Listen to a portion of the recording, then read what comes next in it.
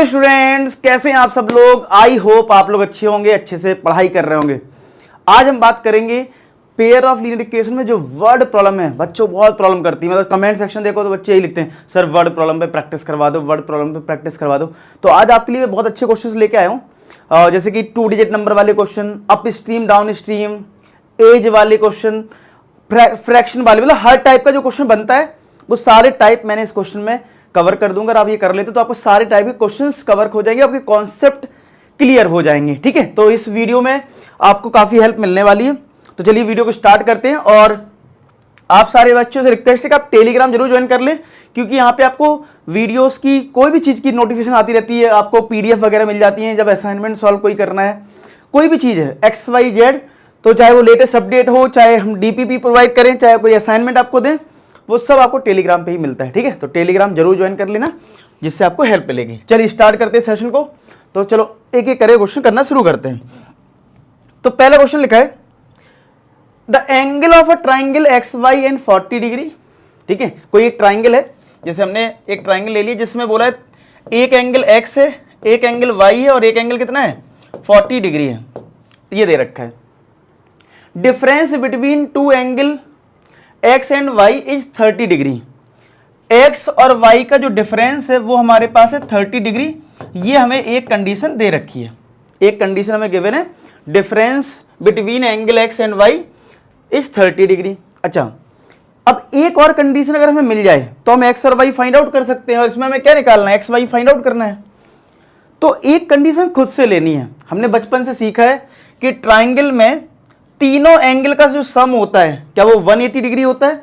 इसका मतलब एक कंडीशन यहां से आ जाएगी, X प्लस वाई प्लस ये 40 degree equal to 180 degree. I hope आपको ये चीज पता है कि ट्राइंगल में तीनों एंगल का सम जो है वो कितना होता है 180।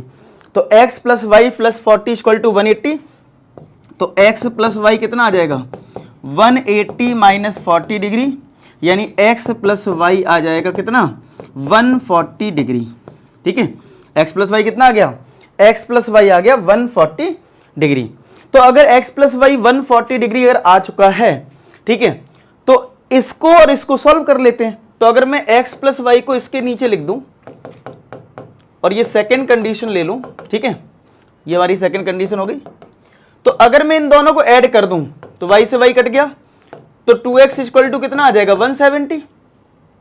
क्लियर सबको, आया समझ में इतना? चलो बहुत बढ़िया। तो x कितना आ जाएगा 170 अपॉन 2, तो कितना आ जाएगा 2 8 जा 16, तो क्या 85 आ जाएगा। तो x की वैल्यू आ गई 85 डिग्री। कितना आ गया, x आ गया 85 डिग्री, और x प्लस वाई कितना है हमारे पास 140। तो x अगर हम 85 पुट कर दें तो हमें y भी मिल जाएगा। तो y आ जाएगा 140 माइनस का 85। तो 10 में 5 गया 5, फिर 13 में 8 जाएगा 5, 55। तो ये आ जाएगा 55। ठीक है, तो y आ गया 55 और x आ गया 85। ठीक है, तो सिंपल था क्वेश्चन। बेसिक प्रॉपर्टी यूज हुई है, ऐड चेक कर लो, नोट आउट कर लो, और बाकी कोई दिक्कत आई तो फिर से देख लो एक बार वीडियो को। ठीक है, चलो। और मैं कहूँगा वीडियो को पॉज करके पहले खुद से इक्वेशन बनाने की कोशिश करना, ठीक है, तो आपको ज़्यादा समझ में आएगा। नेक्स्ट है, Aruna has only ₹1 ₹2 coin with her, total number of coins that she has is 50, amount of money is 75, number of ₹1 and number of rupees coin हमें बताने हैं। तो अगर हम लेट कर लें, let number of ₹1 coin be X, हमने ये ₹1 के जो कॉइन है वो कितने मान लिए, X मान लिए, और नंबर ऑफ ₹2, ठीक है, वो कॉइन्स हमने क्या मान लिए, हमने वो Y मान लिए। मतलब हमने मान लिया कि हमारे पास जो ₹1 के कॉइन है वो X है और ₹2 के कॉइन Y हैं। तो टोटल कॉइन आपको दे रखे, देखो total number of coin is 50। इसका मतलब है एक कंडीशन तो X plus y equal to 50 होगी, ये हमारी फर्स्ट कंडीशन आ गई। ठीक है, अच्छा एक अमाउंट का समझ लेते हैं। फॉर एग्जाम्पल समझते हैं, मैंने तुम्हें 10 रुपए का नोट दिया और 10 रुपए के नोट जो है वो 5 दे दिए, तो मैं पूछूं अमाउंट कितना है, तो आप बोलोगे सर 5 × 10 कर देता हूं 50 आ जाएगा। तो जो अमाउंट दे रखा है, तो अमाउंट किस पे डिपेंडेंट होता है कि कितने वो नोट है और उसकी वैल्यू कितनी है, मतलब नंबर ऑफ नोट इनटू उसकी वैल्यू कितनी है, मतलब 5 रुपए का है या 10 रुपए का है। अगर 5 रुपए का नोट है मतलब उसकी वैल्यू 5 रुपए है और नंबर ऑफ नोट हमारे पास 10 हैं, तो 10 इंटू 5 50 आ जाएगा, टोटल अमाउंट 50। तो वैसे ही करो। तो अगर अमाउंट 75 है तो 1 रुपए के कॉइन आपके पास एक हैं, तो 1 इंटू एक्स हो जाएगा, प्लस 2 रुपए के कॉइन वाई है तो 2 का मल्टीप्लाई वाई में हो जाएगा, और इन दोनों को मिलाओगे तो टोटल अमाउंट कितना है हमारे पास 75 है। ये हमारी सेकंड कंडीशन आ जाएगी। समझ में आया? मैंने क्या करा देखो, फिर से समझ लो, फिर से समझो। अगर मेरे पास सपोज करो 5 रुपए के 10 नोट हैं, तो टोटल अमाउंट कितना आया, 50 आ गया कि नहीं आ गया? ये इसकी वैल्यू है 5 रुपए और ये इसका क्या है 10, नंबर ऑफ नोट, कितने नोट हैं, तो 50 आ गया। तो ऐसे ही यहां पे क्या हुआ, 1 रुपए का जो कॉइन है उसमें वो एक्स है, तो 1 into x plus 2 into y, कितने बराबर 75। अब यहां से एक्स वाई निकाल लेते हैं, अब यहां से एक्स वाई फाइंड आउट कर लेते हैं। तो पहली कंडीशन है x plus y equal to 50 और दूसरी कंडीशन क्या है, x plus 2y equal to 75। X plus 2y equal to 75 है। तो अगर मैं माइनस कर दूं दोनों, क्या कर दूं, अगर दोनों इक्वेशन को माइनस कर दूं तो क्या आएगा, x से x कट जाएगा, ये प्लस का y है, ये माइनस का 2y है, तो क्या माइनस का y आ जाएगा। देखो प्लस का y माइनस का 2y क्या होगा, माइनस y। 50 में 75 माइनस करेंगे तो कितना आएगा, 25 माइनस का, तो माइनस से माइनस कटेगा तो y कितना आ जाएगा, y आ जाएगा 25। और अगर y 25 आ गया तो पहली इक्वेशन में पुट कर दो, x plus y equal to 50, तो x प्लस वाई की वैल्यू है 25 equal to 50, x equal to आ गया 50 माइनस का 25, x आ गया 25। तो x और y दोनों सेम आ गए 25। क्लियर है? देखो फिर से देख लो, पहले एक कंडीशन थी x प्लस वाई बराबर 50, क्योंकि टोटल कॉइन कितने थे, 50 थे। फिर एक के कॉइन हमने x लिए, 2 के कॉइन हमने y लिए, तो 1 into x 2 into y equal to 75। बस 2 इक्वेशन को सॉल्व कर लिया, आंसर आ गया। नेक्स्ट देखो, एज वाला क्वेश्चन आ गया। The father age is 6 times of his son, 4 year hence father age will be 4 times of his son, find the present age in years of the son and father. Son और father की present as बतानी, तो let कर लेते, let father's present age, let father's present age be x, let father's present age be x, और son की present as को हम वाई ले लेते हैं, and son's present age be y. ठीक है, तो यहां पे फादर्स की प्रेजेंट एज को हमने एक्स ले लिया और सन की प्रेजेंट एज को हमने वाई ले लिया। अब पढ़ लेते हैं क्वेश्चन, क्या लिखा था, फादर की जो एज है वो 6 टाइम्स ऑफ सन है, फादर की जो एज अभी है वो 6 टाइम्स ऑफ हिज सन है। तो अकॉर्डिंग टू क्वेश्चन, ATQ का मतलब है according to condition, according to question, क्या बोल रहा है, तो फादर की एज अभी x है, तो बोला है फादर की एज जो है वो 6 टाइम्स है, तो सन का 6 टाइम्स कर दो और इक्वल टू का साइन लगा लो, तो x इक्वल टू क्या है 6y है। आया समझ में, x इक्वल टू क्या हो गया 6y। अच्छा, तो ये हमारी पहली कंडीशन आ गई कि x इक्वल टू क्या है 6y है। अब दूसरी कंडीशन में क्या दे रखा है, देखो पहली कंडीशन है फादर की जो एज है, father's age will be 6 times of son, तो x इक्वल टू क्या आ गया 6y आ गया। फिर लिखा है 4 ईयर हेंस, यानी अब 4 साल बाद की बात हो रही है। अब अकॉर्डिंग टू क्वेश्चन क्या है,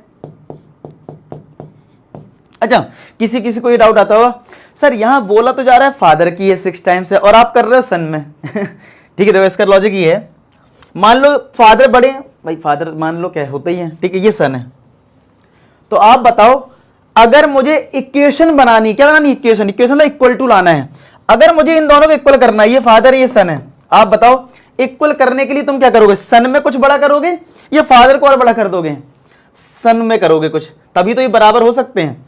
तो इक्वल टू लाने के लिए हमें क्या करना पड़ता है, बोल रहे हैं फादर की एज में 6 है लेकिन कर किस में रहे, सन में, इसका गलत नहीं कर रहे हैं, अगर एक्चुअल मीनिंग देखें तो यही तो है, कि फादर की एज जो है वो 6 टाइम्स ऑफ सन है। मान लो सन की एज कुछ है 15, तो 15 इंटू 6 90, तो फादर की एज क्या आ गई 90, तो वो हो जाता है सही। ठीक है, तो कंफ्यूजन जो है वो मैंने क्लियर कर दी। चलो दूसरी कंडीशन क्या है, 4 ईयर हैंस, तो आप 4 ईयर हैंस का मतलब है आफ्टर 4 ईयर्स, आफ्टर 4 ईयर्स। अब आप मुझे बताओ, अगर फादर की प्रेजेंट एज अभी x है तो 4 साल बाद क्या वो x प्लस 4 हो जाएगी, ऐसी क्या ये y प्लस 4 हो जाएगी। ठीक है, मतलब सन की एज भी y प्लस 4 हो जाएगी। फिर क्या बोला है, age of father will be 4 times of his son, इस बार 4 टाइम्स करना। अभी ये समझ में आता है कि हम इसमें करेंगे 4 टाइम्स। ठीक है, इक्वल टू, अब चलो इसको सिंप्लीफाई कर लेते हैं और यहां से xy निकाल लेते हैं। तो x plus 4 equal to 4y plus का 16, 4 का मल्टीप्लाई 4 में होगा कितना 16। अच्छा x की वैल्यू में पता है 6y है, तो यहां 6y पुट कर दो, 6y plus 4 equal to 4y plus 16, 4y को इधर करो तो 6y minus 4y equal to 16 minus का 4, 16 माइनस का 4 12 आ जाएगा, और ये 2y आ गया, तो y की वैल्यू क्या 6 आ जाएगी, तो y की वैल्यू 6 आ गई। तो x कितना था 6y था, तो 6 इंटू 6 तो कितना आ जाएगा 36। तो सन की जो एज आई है, सन हमारा y था 6 और फादर की है 36, तो कौन सा ऑप्शन हो गया 6 एंड 36, सी ऑप्शन। ठीक है, समझ में आ गया। तो इस तरीके से 2 इक्वेशन बना ली और सॉल्व कर दिया। एक और मैंने बहुत प्यारा सा क्वेश्चन लिया है, आप नोट कर लो, मैं साइड हो जा रहा हूं। ठीक है, ये वाला भी क्वेश्चन एज पे रिलेटेड है, लेकिन बहुत ही मतलब क्रिटिकल, मतलब बोलते हैं ना कंफ्यूजिंग, और कई बार बच्चे गलत कर देते हैं। इसमें समझना क्यों गलती होती है वो समझ लेते हैं। अभी क्या लिखा है इसमें, age of father is twice the sum of ages of 2 children, after 20 years his age will be equal to the sum of ages of 2 children, find the age of father. और मैं तो कहूंगा पहले वीडियो को pause कर दो, मुझे रोक दो यहीं। ठीक है, वीडियो पॉज कर दो और खुद से पहले इक्वेशन बनाने की कोशिश करो, तब तुम डिफिकल्टी लेवल समझ पाओगे, तब तुम डिफिकल्टी लेवल समझ पाओगे, अदरवाइज डिफिकल्टी लेवल समझोगे ही नहीं। अगर मैं एक्सप्लेन तुरंत कर दूं तुम नोट कर लो, कोई मतलब नहीं। तुम्हें खुद से पहले देखना पड़ेगा कि यार कहां मुझे दिक्कत आ रही है इस क्वेश्चन में, मतलब कहां प्रॉब्लम है, इस क्वेश्चन की प्रॉब्लम कहां है, तो वो चीज समझने की कोशिश करना है तुम्हें। पहली प्रॉब्लम पता कहां आती है, कि हमें लगता है एक तो फादर है और 2 चिल्ड्रन है, तो क्या इसमें 3 वेरिएबल लेने पड़ेंगे। पहला डाउट आया कि नहीं आया, ठीक है, अच्छा आ गया होगा डाउट। तो अगर ये चीज है आपके माइंड में कि डाउट यहां पे क्या आ रहा है कि 3 वेरिएबल, तो 3 वेरिएबल मत लो, ऐसा करो लेट कर लो, let father's present age be x,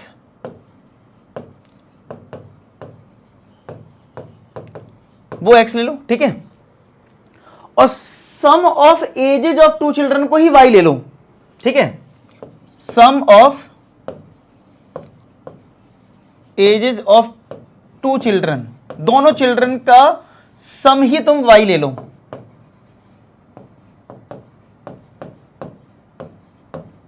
मतलब क्या करा हमने, फादर की एज को x मान लिया, हमने फादर की एज को x माना, और चिल्ड्रन मान लो 2 है, 2 ये बच्चे हैं, एक बच्चा ये है और एक बच्चा ये है, तो मान लो इसकी कुछ एज होगी, ठीक है, और इसकी भी कुछ एज होगी, उन दोनों का सम को ही हमने y ले लिया। ठीक है, मान लो ये 10 साल का है, ये 12 साल का है या 15 साल का है, ऐड करके 22 आएगा, तो 22 वो नंबर है y, आया समझ में। तो एजेज को ही हमने सीधा y लिया, एक ही वेरिएबल में काम कर लिया, इसमें 2 वेरिएबल इसमें नहीं लिए। ठीक है, अच्छा अब पढ़ लो question according to question ATQ, according to question क्या बोला गया है, ages the age of father is twice the sum of ages of 2 children. तो x किसके इक्वल दे रखा है, twice of sum of ages of 2 children, तो ये y दे रखा है। तो पहली कंडीशन तो बहुत आसानी से आ गई, x इक्वल टू 2y, क्या आ गया, x इक्वल टू आ गया 2y। समझ में आया कितना सिंपल था, क्योंकि हमने सम ऑफ एजेज ऑफ 2 चिल्ड्रन को y ले रखा है, तो भाई ये y है, तो x इक्वल टू आ गया 2y। फिर क्या लिखा है, आफ्टर 20 ईयर्स, तो भैया आफ्टर 20 ईयर्स, 20 साल बाद बोला गया है कि his age will be equal to, यानी फादर की बात हो रही है, sum of ages of 2 children. तो ये बताओ 20 साल बाद की बात हो रही है, तो फादर की एज अगर आज x है तो 20 साल बाद क्या हो जाएगी x plus 20, sum of ages of two children y है तो y प्लस 20। बच्चे यही गलती कर देते हैं, इधर भी y प्लस 20 लिख देते हैं, क्योंकि लास्ट क्वेश्चन जो किया था उसमें भी तो ऐसी था, सन का एज 4 साल बाद था, कितने साल था, तो दोनों में 4 ऐड कर दिया था। अब इसमें भी 20 साल बाद की बात हो रही, तो यहां 20 ऐड कर दिया, यहां 20 ऐड कर दिया, लेकिन यहां गलत हो जाता है। क्यों? यहां पे जो y है वो कोई एक पर्सन नहीं है, वो है sum of ages of two children, दो बच्चे हैं, टू स्टूडेंट्स हैं, बच्चे हैं दो। अगर एक बात आओ, 20 साल बाद की बात करोगे तो अब खुद से सोचना, अगर मान लो पहले इसकी एज 10 थी और इसकी 12 थी, तो 20 साल बाद ये भी कुछ बढ़ जाएगा और ये भी तो 20 साल बढ़ जाएगा, तो ये 30 हो जाएगा और ये 32 नहीं हो जाएगा। भाई ये तो दो है ना, y में दो छुपे हुए हैं, तो एक्चुअल में 20 और 20 40 ऐड करना पड़ेगा, यहां तो 20 ऐड करना पड़ेगा, यहां प्लस का 40 ऐड करना पड़ेगा। बस ये कॉन्सेप्ट समझना है इस क्वेश्चन में, क्योंकि यहां पे एक पर्सन नहीं है, दो हैं तो ये दोनों ही तो 20-20 बढ़ेंगे, तो एक्चुअल में 40 ऐड होगा ना कि 20। यहां तो एक ही पर्सन था इसलिए 20 ऐड करा था। आई होप क्लियरिटी आ गई हो। ठीक है, चलो अब सॉल्व कर लेते हैं। x की वैल्यू मुझे पता है 2y है, तो 2y plus 20 equal to y plus 40। तो इस y को इधर ले जाओ, इसको इधर कर दो, तो 2y minus y equal to 40 minus का 20, तो y इक्वल टू क्या आ गया 20 ईयर्स। अब निकालना क्या था हम लोगों को, हमें निकाला था एज ऑफ फादर, तो age of father equal to, father की एज क्या थी हमारी, x थी, और x किसके बराबर है, 2y के बराबर है, तो 2 इंटू 20, तो कितना आंसर आ जाएगा 40 ईयर्स। आया समझ में? तो इस तरीके से हम ये क्वेश्चन करते हैं। ये गलती जो करते हैं यहां पे गलती होती है, तो इस बात का ध्यान रखें, बाकी सब आसान है। और अच्छा, अगर आपको पढ़ाया हुआ बहुत अच्छा लग रहा हो, आप चाहते हो कि यार हम आपके साथ पर्सनल पढ़ पाएं, अपने डाउट्स पूछ पाएं और हम एक क्वालिटी कंटेंट को एक्सेस कर पाएं, ठीक है, तो आप क्या कर सकते हो, एक बैच ज्वाइन कर सकते हो, तरक्की बैच, जिसमें आपको दिगराज सर SST पढ़ाते हैं, संतोष सर साइंस पढ़ाते हैं, और आपको अगर मैथ्स अच्छा लग रहा है तो मैं मैथ्स पढ़ाता हूँ, कृति मैम इंग्लिश पढ़ाती है, सारे सब्जेक्ट कवर हैं, एक मिनिमम कॉस्ट में कवर है। ठीक है, और अगर इसमें अगर आप कोड लगा लेते हैं, कोड अगर मेरे कोड की बात करें तो LA4S, लव A4S, A4S हमारी आर्मी है और उसके आगे लव, प्यार जुड़ जाना चाहिए। ठीक है, लव A4S, इस कोड का यूज करके आप मैक्सिमम जिस टाइम भी जो भी डिस्काउंट चल रहा होगा, आप जब ये वीडियो देख रहे होगे तो आपको वो डिस्काउंट मिल जाएगा, तो आप इसको सब्सक्राइब कर सकते हैं चीज़ों को। ठीक है, तो आपको बढ़िया रहेगा। साथ के साथ जो बच्चे ज्वाइन करते हैं, ठीक है, तो उनको मेरी तरफ से 2000 क्वेश्चंस की exclusive book free of cost मिलती है, जिसमें सारी चीज़ें कवर हो जाती है, फिर उनको कुछ भी बुक को खरीदने की जरूरत नहीं पड़ती है। ठीक है, तो ये भी मिलता है, ये सारी एक्सेस आपके लिए फ्री हो जाती है, और वो 3000 एक महीने का नहीं है, पूरे कोर्स का है, मैं पहले बता दूं। और 3000 डिस्काउंट का ऐसे 2500 या 2600 जो भी डिस्काउंट चल रहा हो, 10% कभी 20% भी होता है, तो वो अपने अकॉर्डिंग चेक कर लेना। ठीक है, तो ऐसे ही पड़ेगा और बहुत मिनिमम कॉस्ट में आप चीज़ों को एक्सेस कर पाएंगे। चलिए अब आगे बढ़ते हैं और देखते हैं नेक्स्ट क्वेश्चन क्या है। तो इसमें क्या लिखा है, in a competitive exam 1 mark is awarded for correct answer and 1/2 mark deducted for wrong answer. Jayanti answered 120 questions, got 90 marks. How many questions did she answer correctly? देखो, जब हम पेपर देते हैं तो हमारे क्वेश्चन या तो सही होते हैं या कुछ गलत होते हैं। ठीक है, दो टाइप की हमारी वैरायटी आ जाती है, जिसमें कुछ नंबर मिलता है या तो कुछ मिलता नहीं है। तो हम क्या करते हैं, हम मान लेते हैं लेट करेक्ट आंसर्ड क्वेश्चन हमारे x हैं, लेट करेक्ट आंसर्ड क्वेश्चंस भी x।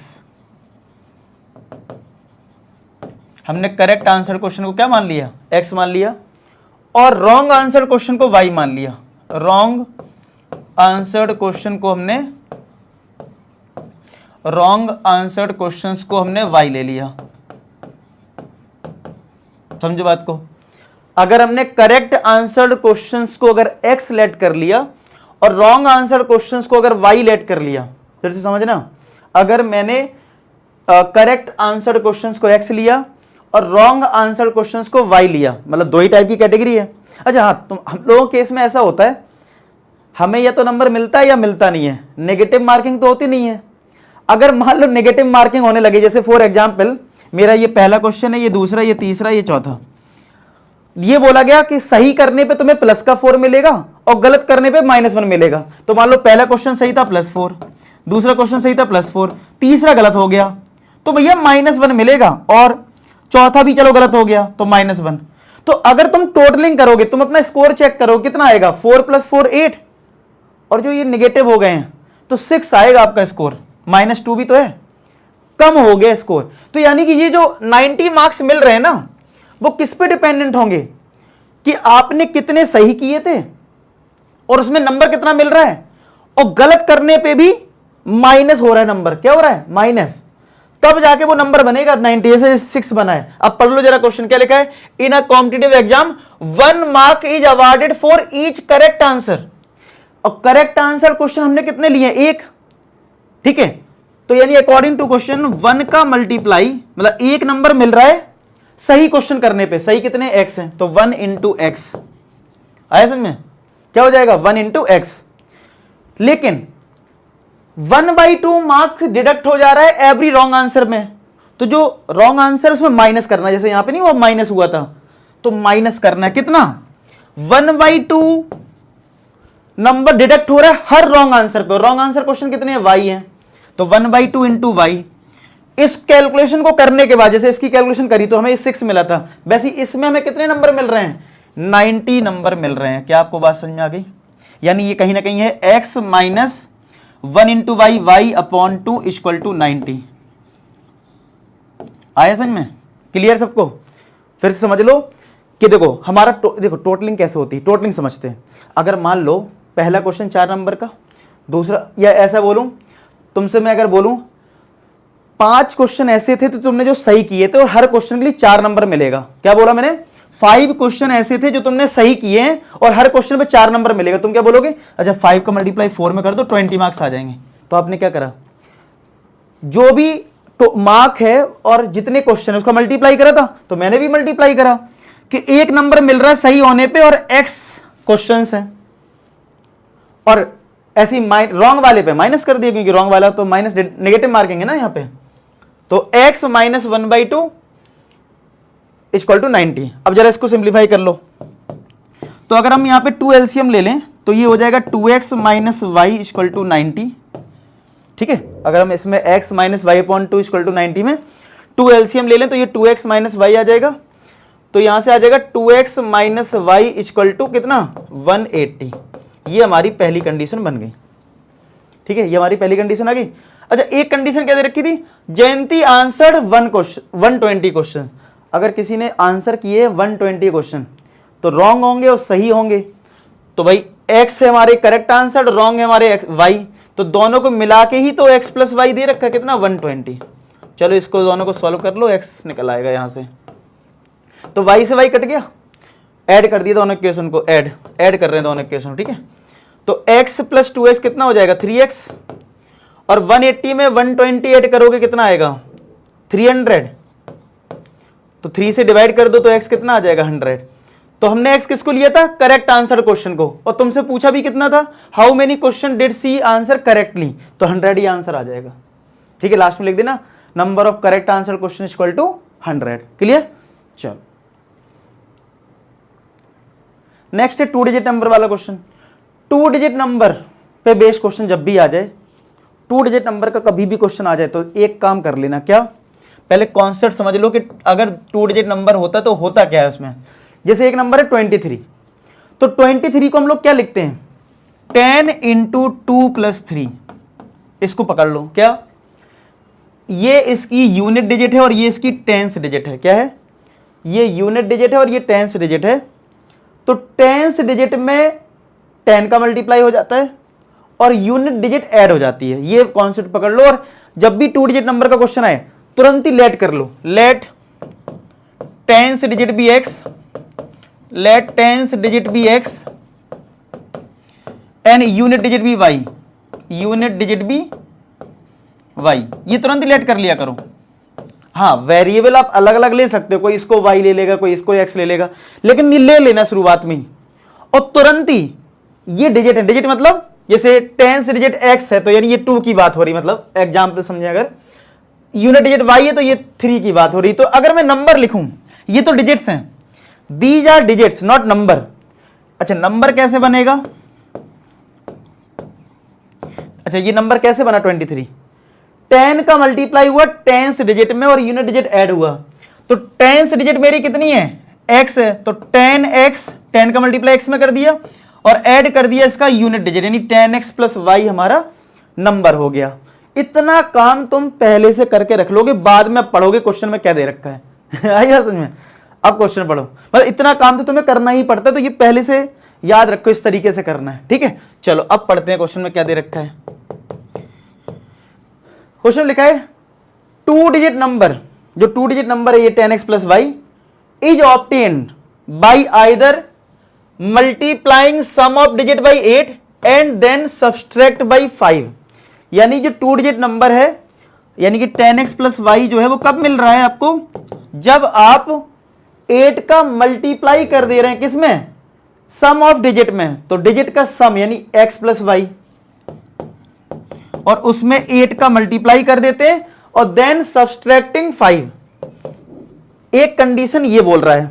अच्छा एक और कंडीशन है, क्योंकि क्या लिखा है 2 digit number is obtain either, either मतलब या तो ये या ये, दो कंडीशन है, मतलब either multiplying sum of digit by 8 then subtracting 5, और ये और लिखा है ना, और का मतलब है ये आगे की कंडीशन दूसरी वाली दे रखी है, यानी कि हमारा जो 2 डिजिट का नंबर है वो एक और कंडीशन से मिल रहा है, कब, multiplying the difference of the digit by 16, अब डिजिट का डिफरेंस कर लो यानी x माइनस वाई कर लो, और वो multiplying the difference of digit 16 से ये मल्टीप्लाई करना है और देन एडिंग 3, तो यानी हमें 2 डिजिट नंबर जो है वो दो कंडीशन से मिल रहा है, जो 2 डिजिट नंबर है वो दो कंडीशन से मिल रहा है, एक कंडीशन ये है और एक कंडीशन ये है, ठीक है, ठीक है, ये चीज ध्यान रखो, मतलब एक कंडीशन ये और एक कंडीशन ये, क्या है 2 डिजिट नंबर एक कब मिल रहा है, जब हम सम ऑफ डिजिट का 8 में मल्टीप्लाई कर रहे हैं, सब्सट्रैक्ट कर रहे हैं 5 को,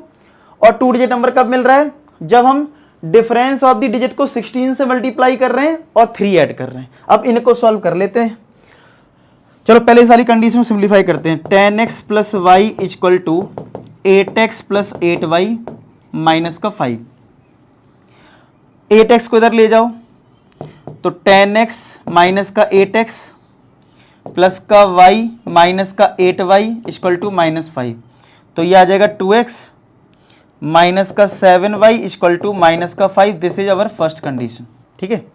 चलो इस पे आते हैं, 10x प्लस का y equal to 16x minus का 16y प्लस का 3, तो इसको इधर लाओ तो 10x माइनस का 16x प्लस का y plus 16y equal to 3, तो ये कितना आएगा माइनस का 6x प्लस का 17y इक्वल टू 3, ये हमारी सेकेंड कंडीशन आ गई। अब हमें इन दोनों को सॉल्व करना है, ठीक है, चेक कर लो सारी कैलकुलेशन ठीक है ना हमारी, 10 माइनस 16 और ये y प्लस 16 होगा और इक्वल टू 3, ठीक है।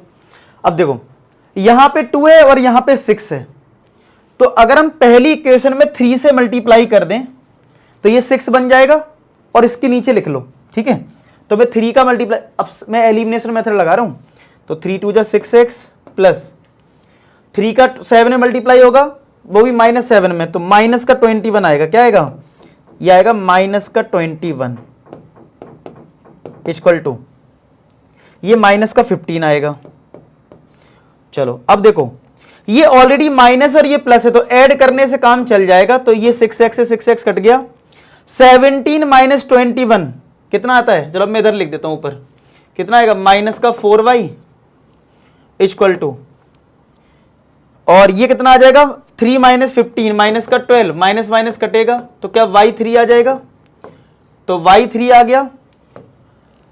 अब y की वैल्यू 3 किसी भी इक्वेशन में रख दो, चलो इसमें ही रख देते हैं, तो 2x minus 7y minus equal to minus 5 है, तो 2x minus 7 into 3 equal to minus 5, तो 2x minus 21 equal to minus 5, तो 2x equal to minus 5 plus 21, तो 2x इक्वल टू 16, तो आप सॉल्व कर लेना, x आपका 8 आ जाएगा, क्या आ जाएगा, x 8 आ गया, y 3 है।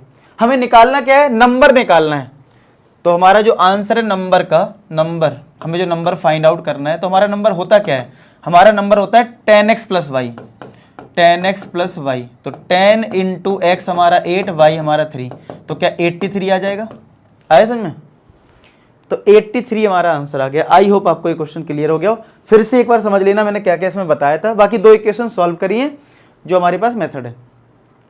नेक्स्ट है, देखो बोर्ड एग्जाम में आया हुआ क्वेश्चन है और अप स्ट्रीम और डाउन स्ट्रीम का क्वेश्चन है। ठीक है, अप स्ट्रीम और डाउन स्ट्रीम का है। देखो जैसे मैंने आपको अभी बताया कि 2 डिजिट नंबर का कोई भी क्वेश्चन आ जाए, अगर मैंने अभी आपको क्या बताया कि 2 डिजिट नंबर का कोई भी क्वेश्चन आ जाए, याद रखो। ठीक है, क्या याद रखो? 2 डिजिट नंबर का क्वेश्चन अगर कभी भी आए कि भाई हमें इसमें ये x लेना और ये y लेना और 2 डिजिट नंबर लिख देना। वैसे ही अगर अप स्ट्रीम और डाउन स्ट्रीम का क्वेश्चन आए तो एक चीज चेक कर लेना कि फाइंड आउट क्या करना है और क्या हमें बोट की स्पीड या कुछ दे रखा है, नहीं दे रखा है। वैसे बोट की स्पीड नहीं दे रखी है, हमें सीधा डाउन स्ट्रीम में डिस्टेंस दे रखा और टाइम दे रखा और ऐसे ही अप स्ट्रीम में दे रखा है। फिर बोला है his speed rowing in still water, एक आदमी जो है उसकी रोइंग इन स्टिल वाटर में स्पीड बतानी है और स्पीड ऑफ स्ट्रीम बताना है।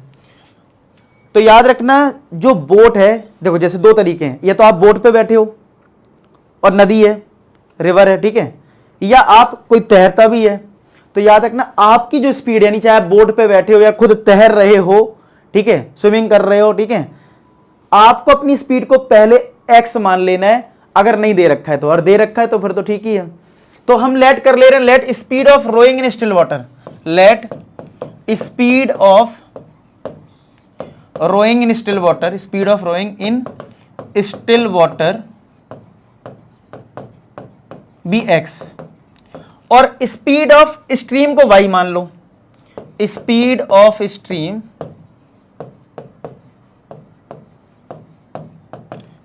ठीक है, ये मान लो। ठीक है, और ऐसा लिखते ही पहले से ही अप स्ट्रीम ये लिख लिया करो, पहले से ही अप स्ट्रीम स्पीड और डाउन स्ट्रीम स्पीड पहले से ही लिख लो, डाउन स्ट्रीम स्पीड पहले से ही लिख लो। याद रखना अप का मतलब है, आप ऐसे सोचो ये रिवर है और आप उसके अगेंस्ट जा रहे हो, यानी अपोजिट डायरेक्शन में जा रहे हो।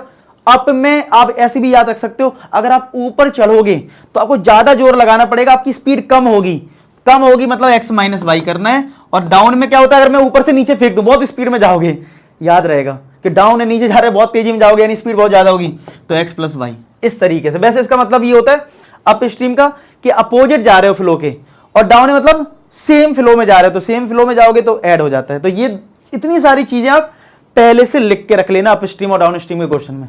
ठीक है, पहले से लिख के रख लेना। ठीक है, अब पढ़ लो जरा क्वेश्चन क्या लिखा है।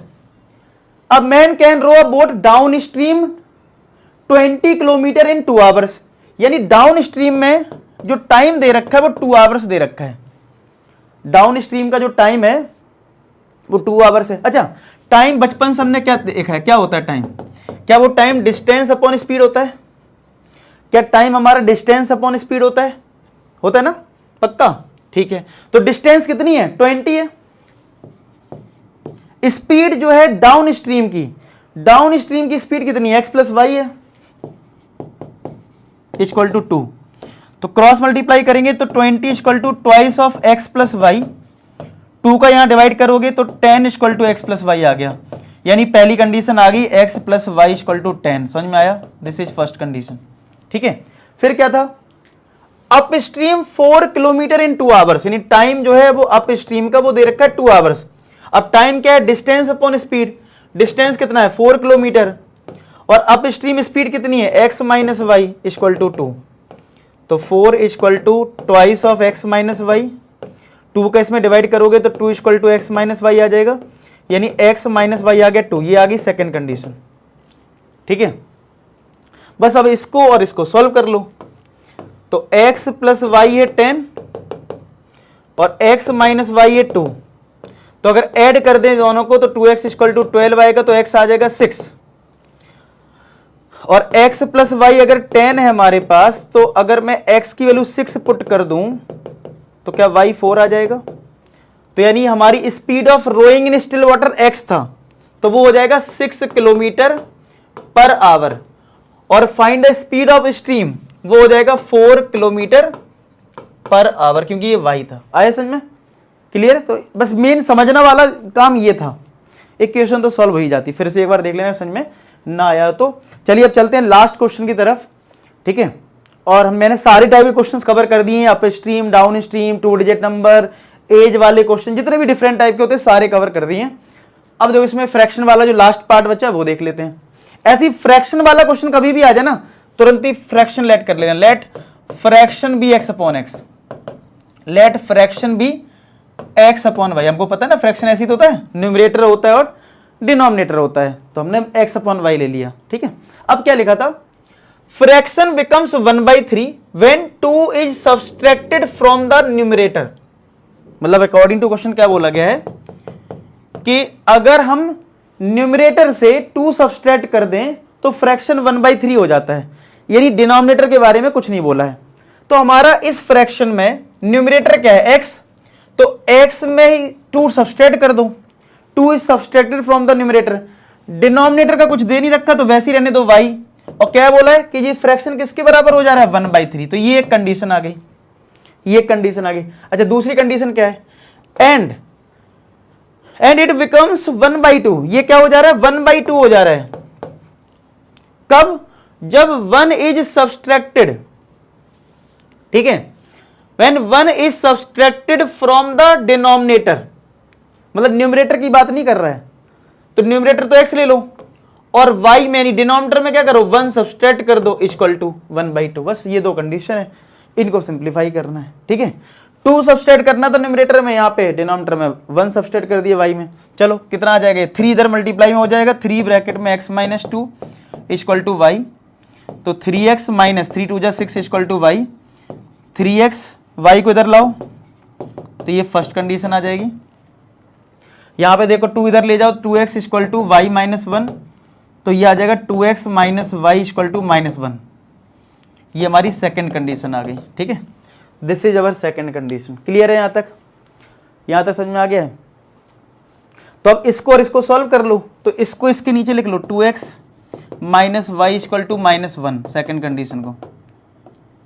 अब यहाँ पे क्या, ऑलरेडी दोनों नेगेटिव हैं तो कैंसिल तो होगा नहीं, सब्सट्रैक्ट करना पड़ेगा, तो माइनस प्लस प्लस, तो y से y कटेगा, 3 माइनस 2x हो जाएगा और 6 प्लस 1 7 हो जाएगा, तो x की वैल्यू 7 आएगी। x कितना आ गया, 7।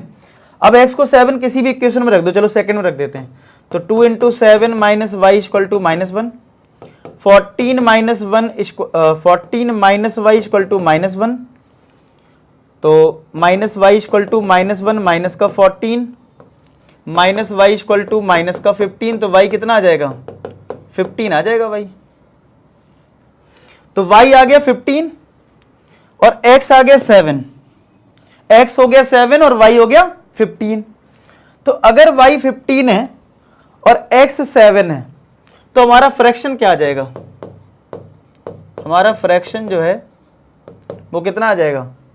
अगर फ्रैक्शन की बात करो, फ्रैक्शन होता है x अपॉन वाई, तो फ्रैक्शन x यानी 7 अपॉन वाई कितना है 15, तो फ्रैक्शन आ जाएगा 7/15। क्लियर? इस तरीके से हमें ये क्वेश्चन करना था। आई होप आपको सारे क्वेश्चन समझ में आए, सारे समझ में आए तो यार वीडियो को लाइक कर देना, मैंने अभी तक बिल्कुल नहीं बोला लाइक करने के लिए, वो कर देना लाइक, ठीक है, जिससे मुझे फीलिंग आए। और आप कमेंट सेक्शन में फीडबैक के तौर पे ये लिख देना कि तुम्हें ये वीडियो कैसा लगा और किस पे वीडियो चाहिए आने वाले टाइम में, ठीक है, तो मैं उस पर वर्क करने की पूरी कोशिश करूँगा, ठीक है। चलो आई होप सब कुछ समझ में आया, मिलते हैं नेक्स्ट वीडियो, तो अपना ख्याल रखें, पढ़ाई करते रहे। लास्ट में एक ही बात बोलूँगा कि आप सभी सफल हो। धन्यवाद।